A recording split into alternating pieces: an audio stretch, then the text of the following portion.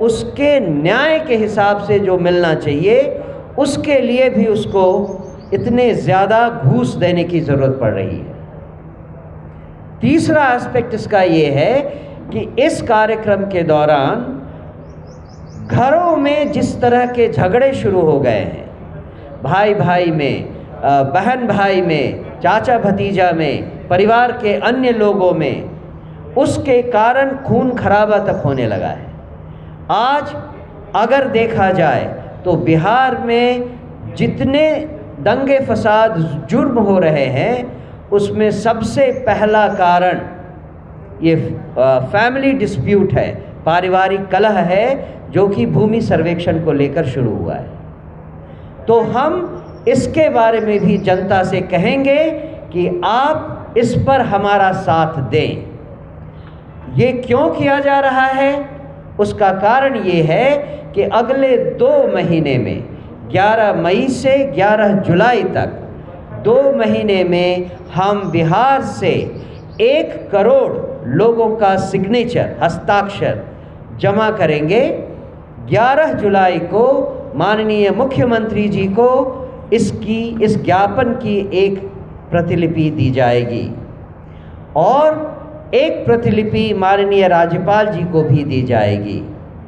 इसके बाद भी अगर कोई एक्शन नहीं हुआ तो आने वाले विधानसभा सत्र में, जो कि इस सरकार का आखिरी सत्र होगा और हमारा मॉनसून सत्र होगा, उसमें हम जन स्वराज पार्टी की तरफ से विधानसभा का घेराव करेंगे। बेसिकली इन आगे आने वाले कुछ महीनों में हमारी जन स्वराज पार्टी के ये कार्यक्रम हैं। इसके बाद मैं आपको प्रश्नोत्तरी के लिए समय देता हूं। जैसा कि आप जानते हैं, हमारे साथ जो लोग हैं इस मंच पर, मेरे दाहिनी तरफ बहुत senior politician and ex MLC Rambali Chandravanshi ji हैं।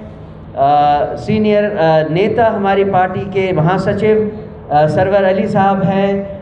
बहुत सीनियर नेता जितेंद्र मिश्रा जी हैं। हमारे बाईं तरफ पूर्व MLA किशोर कुमार जी हैं। उनके बगल में नरेंद्र कुमार मंडल जी हैं और मेरे साथ गौरव जी भी यहाँ हैं।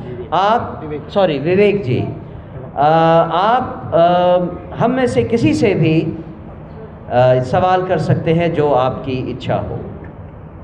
धन्यवाद। नीतीश कुमार को गांव क्यों ही चुना गया और दूसरा जगह से यह साक्षर अभियान क्यों नहीं चलाया जा रहा है? ये जातिगत गणना जब हुई तब किसकी सरकार थी? जब ये घोषणा हुई किसकी सरकार थी? घोषणा जिसने विधानसभा में की, किसने की? जो इनके लिए रिस्पॉन्सिबल हैं, उनके यहाँ से इस बात शुरू होगी। सिर्फ कल्याण में ये साक्षर अभियान चलेगा कि कहीं और पूरे बिहार? ये तो शुरुआत होगी।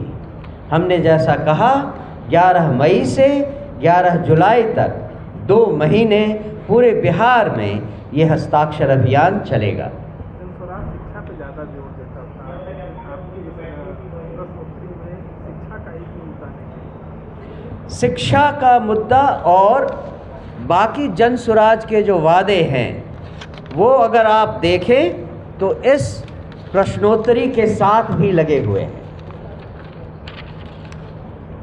जिसमें एक प्रमुख मुद्दा है कि हर बच्चे को, चाहे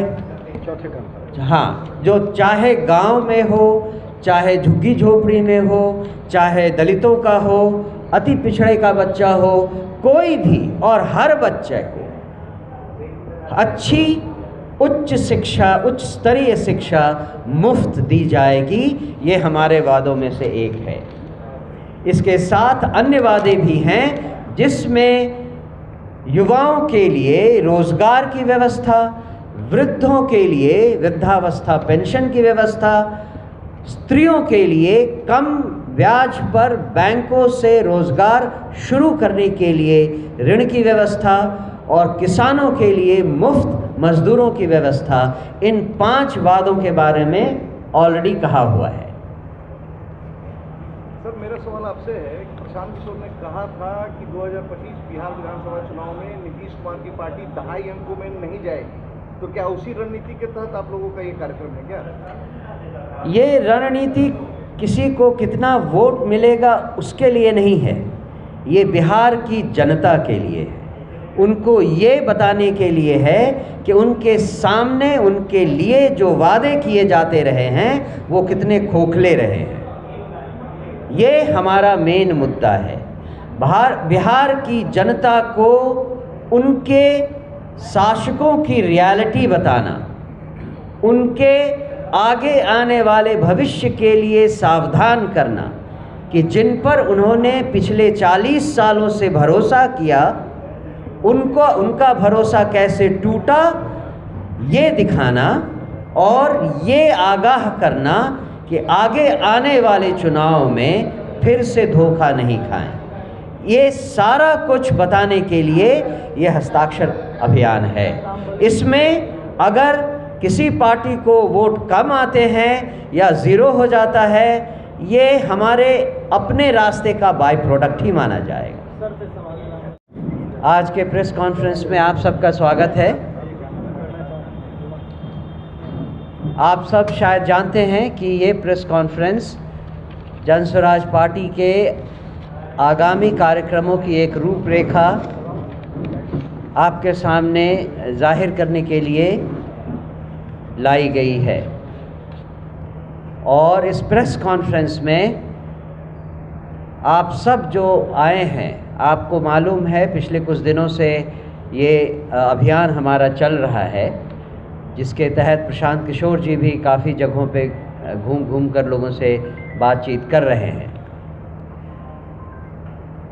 तो उन्होंने जैसा कुछ अन्य जगहों पे आपसे कहा है, 11 मई से हम एक अभियान शुरू करने वाले हैं जिसको हस्ताक्षर अभियान कह रहे हैं।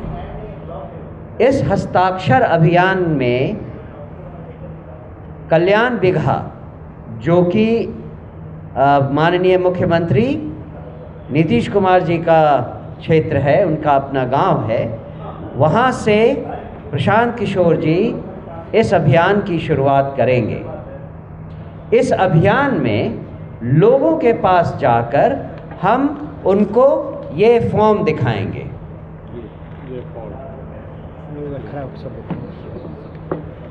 सब लोग दिखा दें।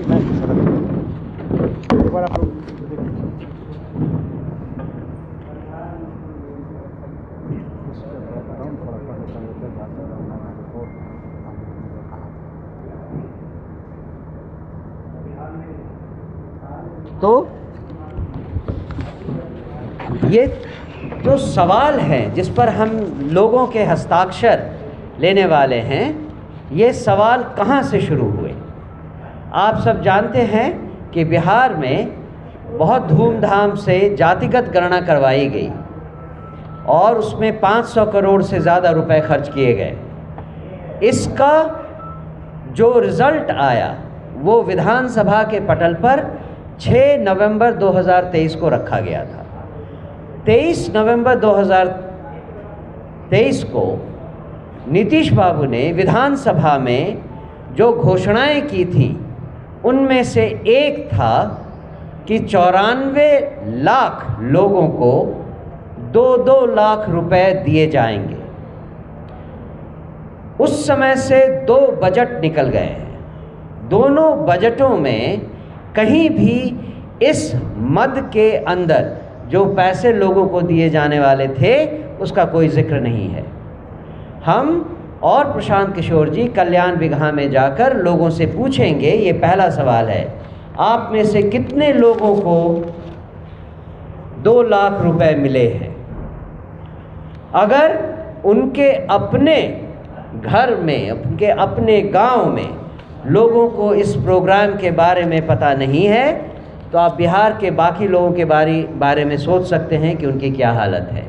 तो पहला सवाल यही है जिस पर हम लोगों को कहेंगे कि क्या आपको ये 2 लाख रुपए मिले। दूसरा, इसी घोषणा के दौरान नीतीश जी ने ये भी घोषणा की थी कि लगभग 40 लाख ऐसे लोगों को जिनके पास घर नहीं है, उनको घर बनाने के लिए 1,20,000 रुपए दिए जाएंगे। हम लोगों से इस हस्ताक्षर अभियान में ये भी पूछेंगे कि क्या उनको ये 1,20,000 रुपए किसी को मिला घर बनाने के लिए। जो दूसरा सवाल है वो ये कि 2006 में नीतीश जी ने ये घोषणा की थी कि दलितों और बाकी भूमिहीनों को घर बनाने के लिए 3 डेसिमल ज़मीन दिया जाएगा। जो अभी तक के आंकड़े आए हैं उसके हिसाब से 2,34,000 लोगों को ही इस ज़मीन के बारे में कागज़ पत्र दिए गए हैं, और जो रिपोर्ट आई है उसके हिसाब से 1,20,000 लोग, इनमें से 2,34,000 में से 1,20,000 लोग वैसे हैं जिनको अभी तक उस 3 डेसिबल ज़मीन का पोजीशन नहीं मिला है। तो नीतीश बाबू से ये पूछेंगे कि 19 साल में, 2006 से आज तक 19 साल में उनका ये वादा क्यों इतनी धीमी गति से जा रहा है। और लोगों से पूछेंगे कल्याण विघा में भी और उसके बाद पूरे बिहार में कि आप में से कितने लोगों को ये 3 डेसिमल ज़मीन मिली और इस 19 सालों में क्या आपका घर बना। जो तीसरा सवाल हम लोगों से पूछने वाले हैं वो भूमि सर्वेक्षण को लेकर है। आप सबको मालूम है भूमि सर्वेक्षण से हमारे यहाँ क्या क्या मुश्किलें सामने आई हैं। जहाँ दूसरे राज्यों में 60%, 70% भूमि का डिजिटाइजेशन हो गया है, बिहार में वो केवल 20% है। ये तो पहली बात है। उसके अलावा भूमि के इस सर्वे में लोगों को जितनी परेशानी हो रही है उसके बारे में आप सब ने पहले भी रिपोर्ट किया है। आप अपने ज़मीन की दाखिल खारिज करवाने जाएं तो कभी 10,000, 20,000, 50,000 रुपए तक पैसे दिए बिना आपका काम नहीं होता। आप सोचिए, जनता जो कि भूमि सर्वेक्षण करवाना चाहती है और अपना रिकॉर्ड्स